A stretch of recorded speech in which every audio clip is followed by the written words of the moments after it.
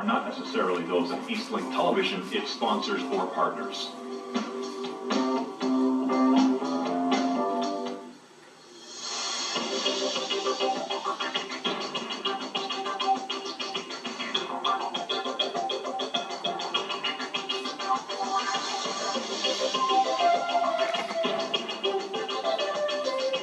Welcome to the Straightness, the Enviroshow. I'm your host, John Abati.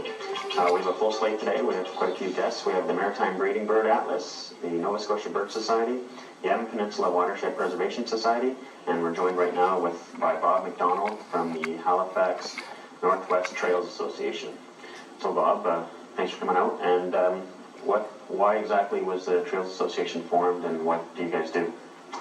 Well, thanks very much for having us on the show, or having me on the show. We came together as a group in about 2003, late 2003.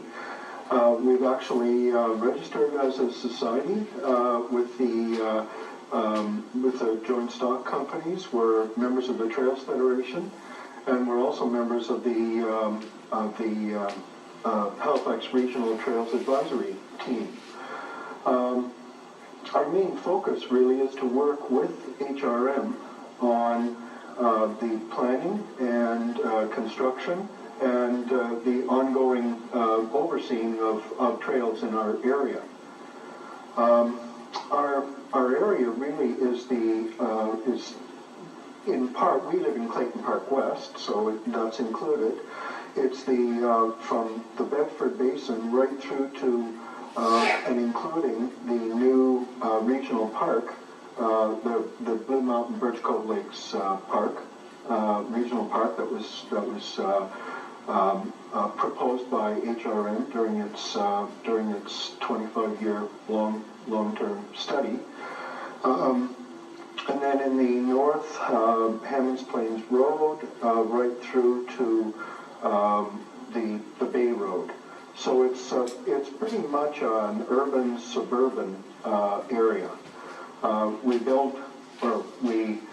The trails would be all constructed on HRM land, which is why we don't go out and build the trails, but rather work with HRM staff and hopefully with developers, encouraging developers to build trails on the land under development. As it stands now, the association's only working with public lands? Is that what you're saying? That's right, primarily, although,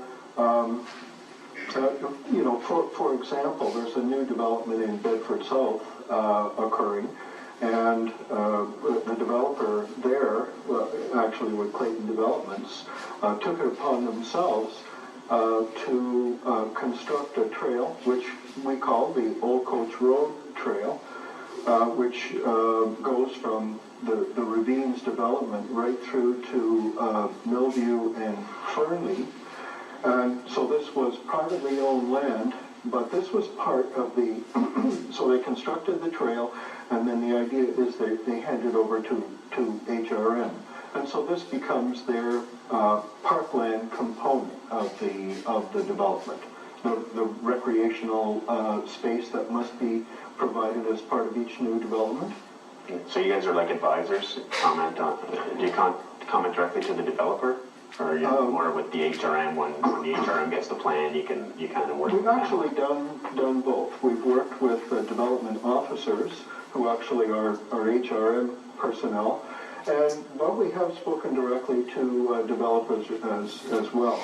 And of course, the interesting thing is developers now realize that access to trails nearby and to green space in general enhances market values. So the promotional literature from Clayton Developments really really highlights the Ravines Trail as part of one of their assets in the development.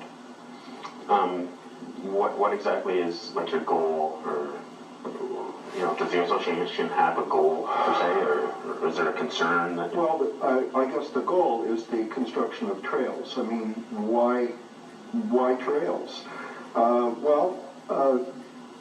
I guess we'd like to encourage HRM to preserve more green space. We'd love it if there were a tree retention policy. So we have perhaps more of an environmental niche than some trails groups.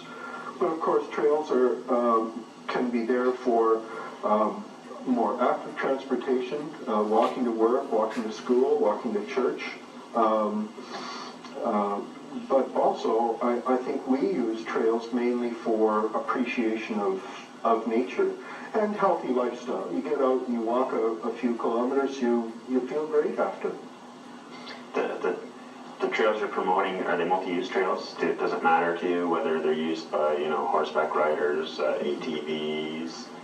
Want to get into it does, because it's all really within Halifax, Bedford. These are not, there wouldn't be any motorized vehicle access. I've never seen a horse on one of our trails, but I guess it's not inconceivable. But certainly bikes, hikers, and walkers and joggers are most welcome. And of course, you see, for example, on the linear trail, you see lots of strollers. Most of the trails are not paved, so they're not very good for inline skating and skateboards. So. Okay. What's the interest in trails anyway? Is it a transportation, like a network that connect the route, or? I think because of my past involvement with the Halifax Field Naturalists, and we're members, many of us are members of the Wildflower Society and the Halifax Field Naturalists. That we love the getting out and communing with nature, if you don't mind me saying it that way.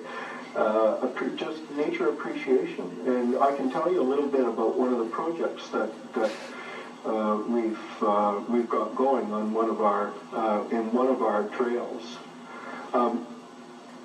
I just wanted to give you some indication of what trails are in our area that people would know.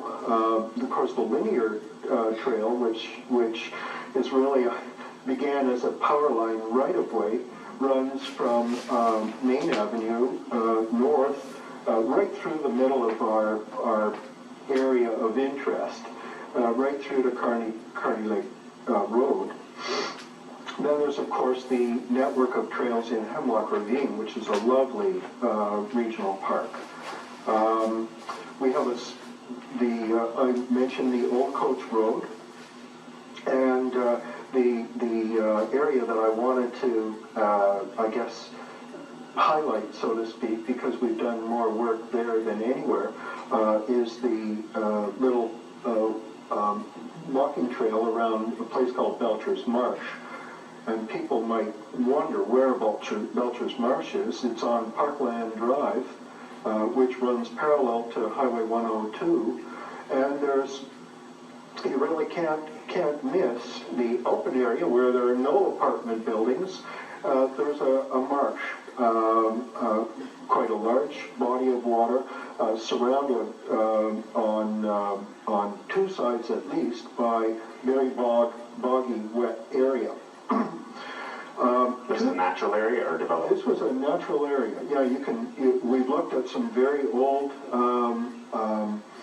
Halifax County maps, and then we have aerial survey maps back to, just 1971. But the marsh and a small pond have always been natural features there. And the trail itself was actually built, two developers built the trail in cooperation with one another. There's about 2.5 kilometers of trail altogether. And we've developed a brochure, and I brought a few copies of the brochure just in case, some people here would like it. But I also wanted to indicate that the brochure, which includes quite a nice detailed map of the marsh area, is actually downloadable from our website, and I really urge people to come out and to visit it. As I say, it's about 2.5 kilometers long. Apart from the brochure, we've actually carried out a biological inventory there. So we have we've observed over 100 species of flowers, shrubs and trees. Now that area is surrounded by development. Is that public space? That whole trail and that pond and everything? Yep. And again, this was the land that the developers handed over to HRM to own and to maintain. And we're the HRM eyes on the ground.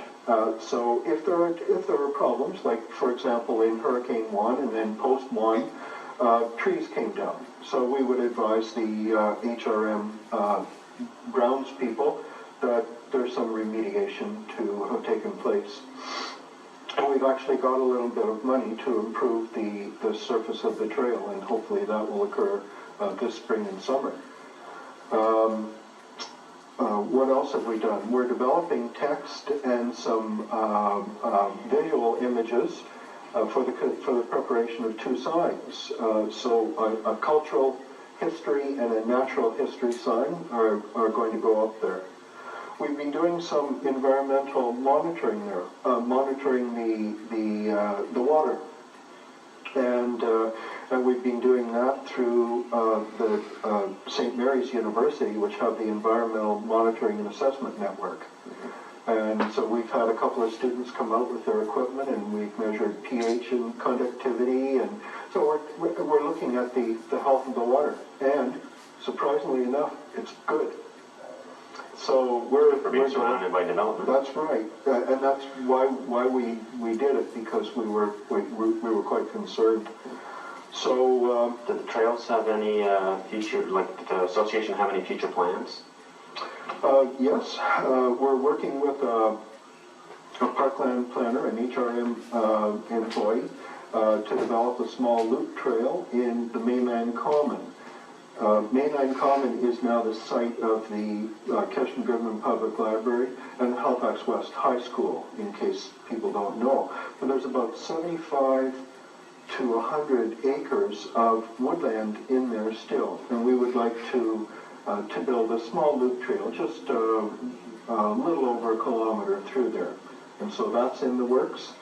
And our biggest project, I think, is we've made a proposal to HRM to come forward with a plan for trails in the new Blue Mountain Birch Cove Lakes Regional Park. So we're very optimistic about that. So we're not going to go in and build any trails. What we'd like to do is to plan out how things should be done. The problem there is that there are not too many good accesses into that parkland yet. So we'd like to look into that. Is the general public, how can the general public get involved? Do you take comments or? Very much so, yes. We try to be as inclusive as possible. Hopefully you've been able to get our website on the screen. Yeah, it's at www.halifax Northwest Trails, all one word, trails with an S, yes. .ca. That's right. Okay. Yeah. Yeah. And so they can contact us through the website. Okay. That would be great. We'd love to hear from people interested in trails, and not necessarily only in our area. Okay. Well, great, Bob. Thank you very much, Bob, for coming on and talking about the Halifax Trails Association. And we'll be right back with other guests. Thank you.